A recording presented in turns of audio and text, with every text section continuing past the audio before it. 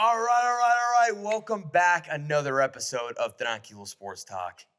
And yes, you might not recognize me with this luscious American hair, but we are here.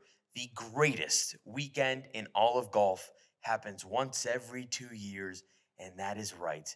We are on home soil this time around. It is the Ryder Cup.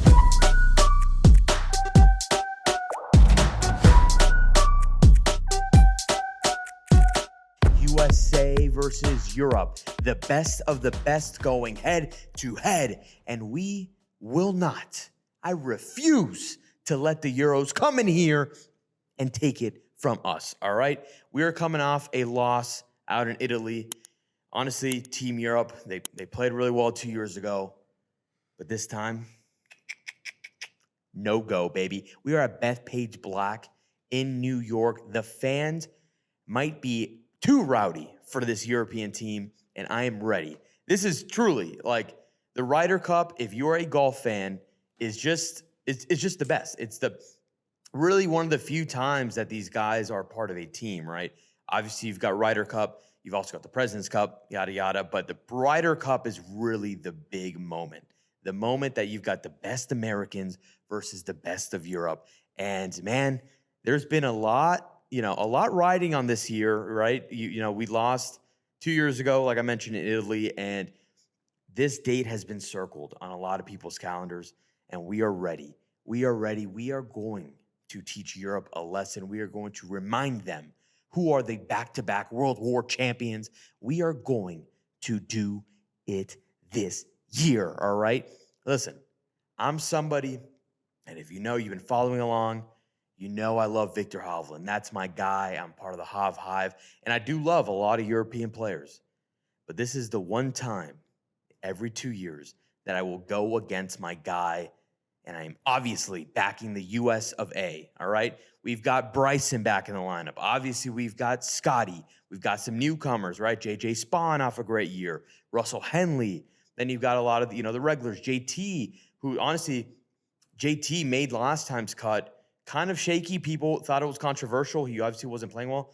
He's in form this year. He's played very well, got a win under his belt. He's coming into this Ryder Cup fired up. I think he's somebody, obviously, that we are going to build energy off of. Obviously, you got Colin Morikawa. You've got Sam Burns, who honestly is probably the closest that I look like right now outside of Joe Dirt. And so, yeah, I'm excited. I'm so excited that I'm doing this solo dolo, all right? I'm here to tell America that it is time to step up, baby. It is time to put PJ and live aside. We come as one, as a country, to unite against Europe, baby.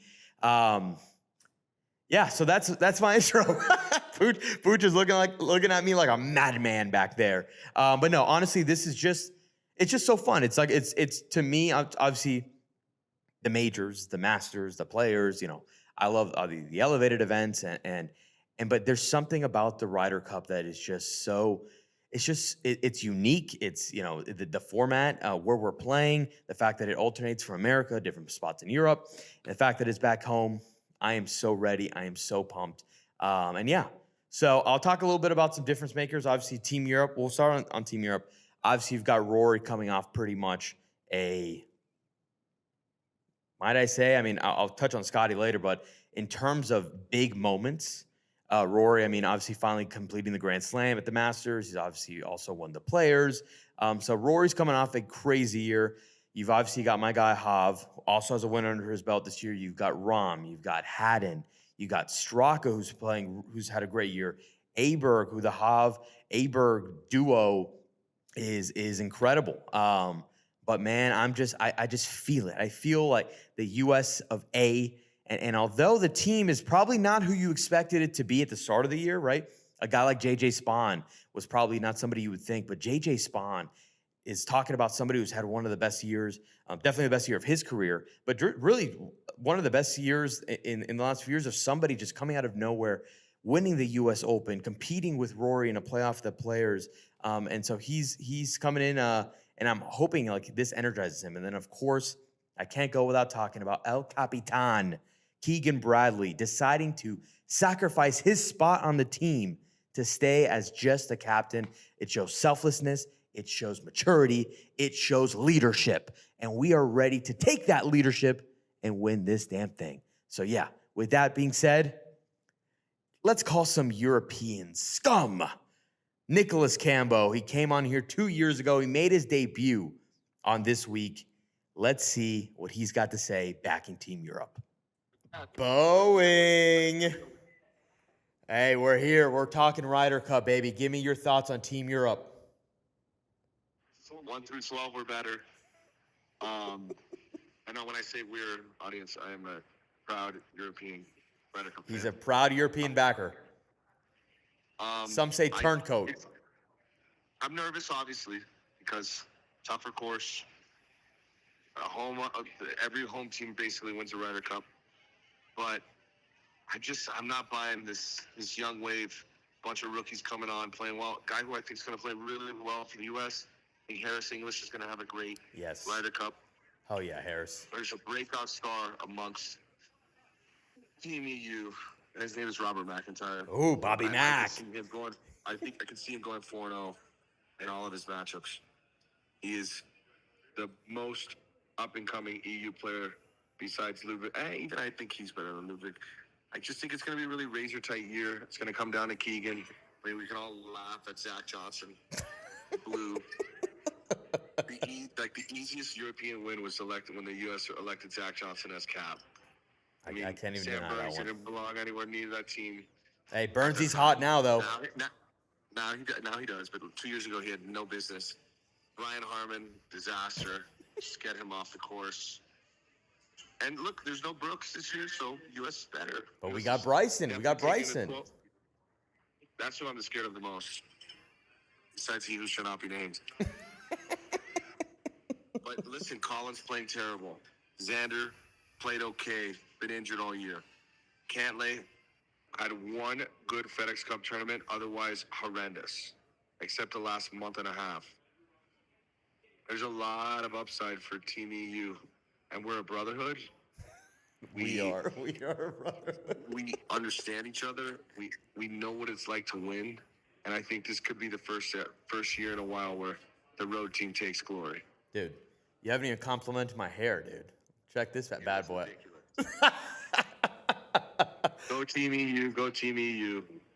All right, Boeing. Thank you, brother. EU. Go USA, baby. America. On Thursday, first box. Bye. All right, you heard it first from our European backer who's out of the country right now. He's not out of the country. I'll be seeing him in a couple days in Colorado. But he brought up a couple people. Harris English is another one I think I'm very excited to see him in his first Ryder Cup. He's someone who's absolutely deserved it. He played his way into it, and he's had a great year. And the he who shall not be named that he mentioned is somebody, and I'm going to address this head on, somebody that I have a rivalry with, somebody that, it's a known thing. Me and him, we don't see eye to eye. But this is the 1 week every 2 years, the one weekend every 2 years that I'm in Scotty's corner, man. Scotty, this is me reaching out the olive branch. Don't let Victor Hovland make you cry again this year. We need you. America needs you. And then after this week, we can go back to being rivals. But this week, we are together, brother, and we're going to get it done at Bethpage Black. Let's go. All right, Poochie, what questions do you got for me? My question is, and I was doing a little bit of research on the betting side of things. Okay. Who do you think is going to take day one?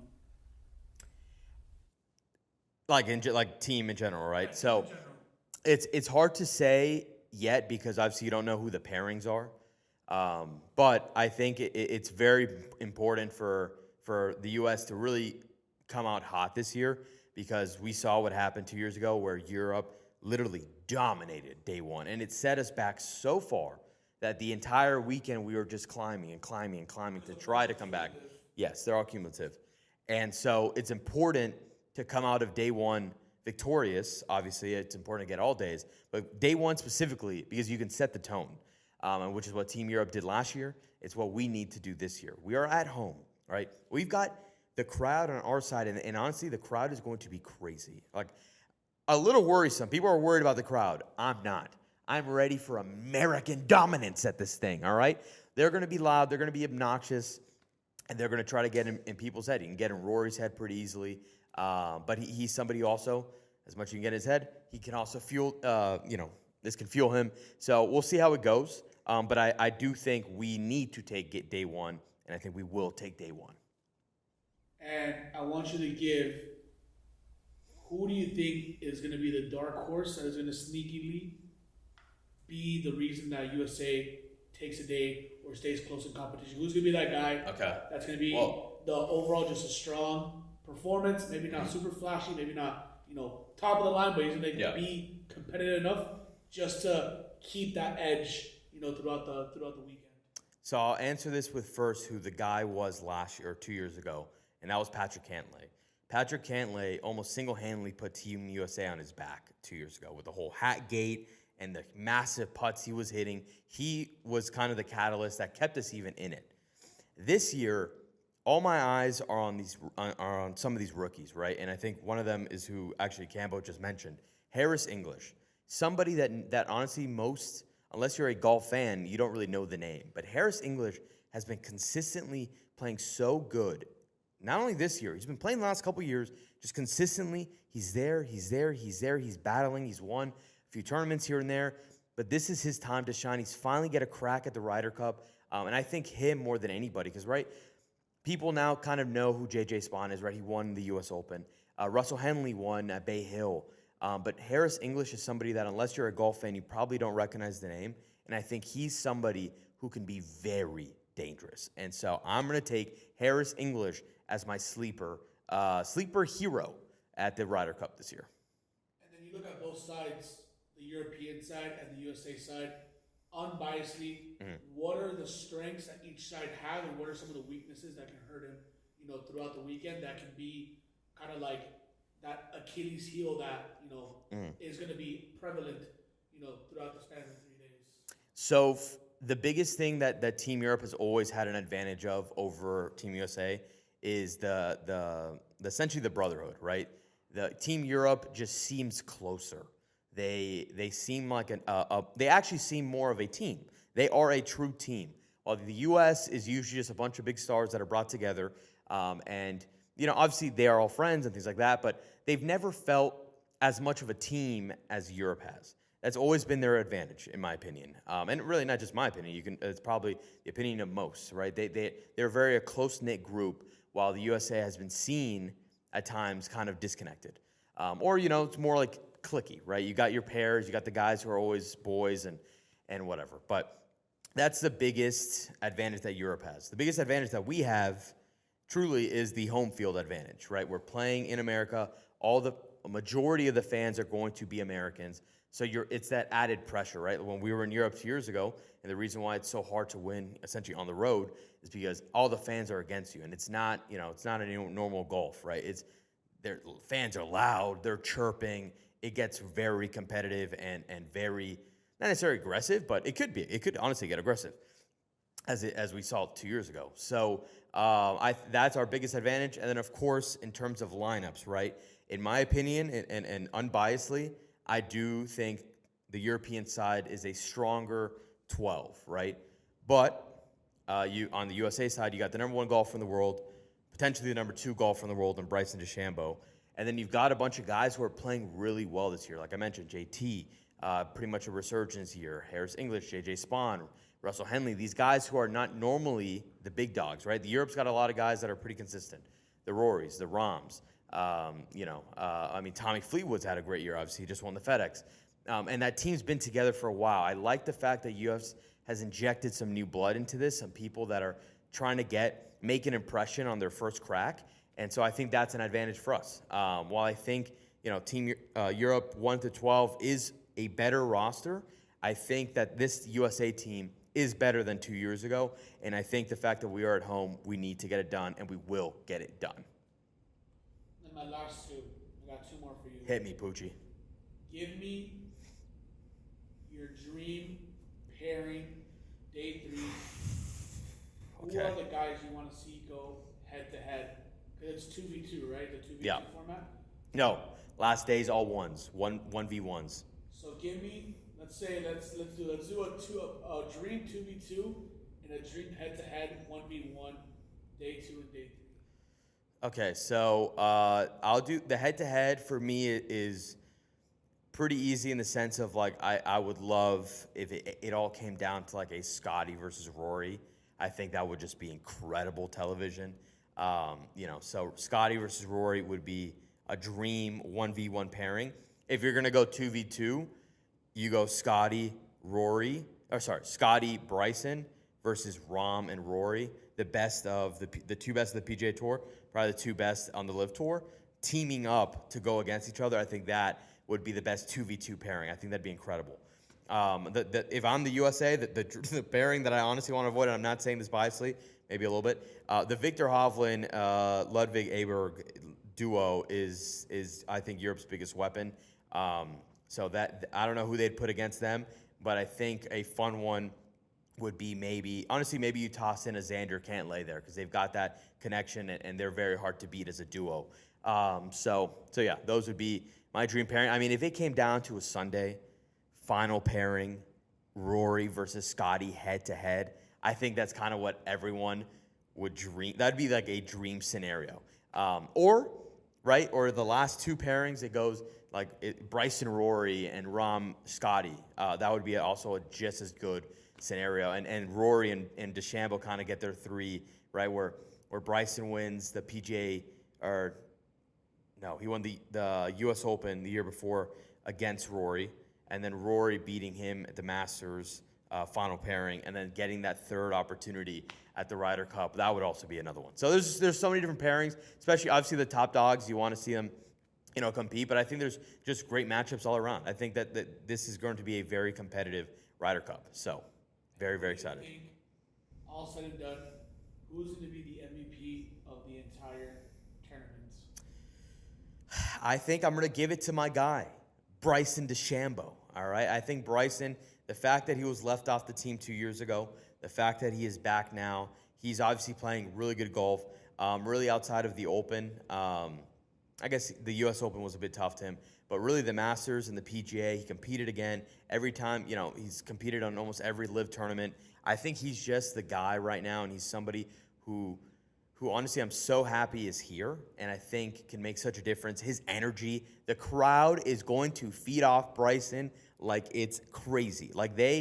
Bryson is a fan favorite. He's probably going to be the most popular guy on that course this weekend, and I think if he can take advantage of that, should be the MVP and should win every round he's in. That's it, Pooch.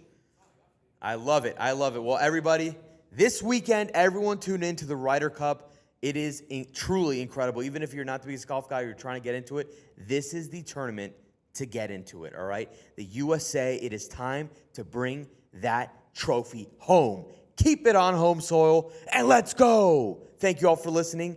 Let's go USA.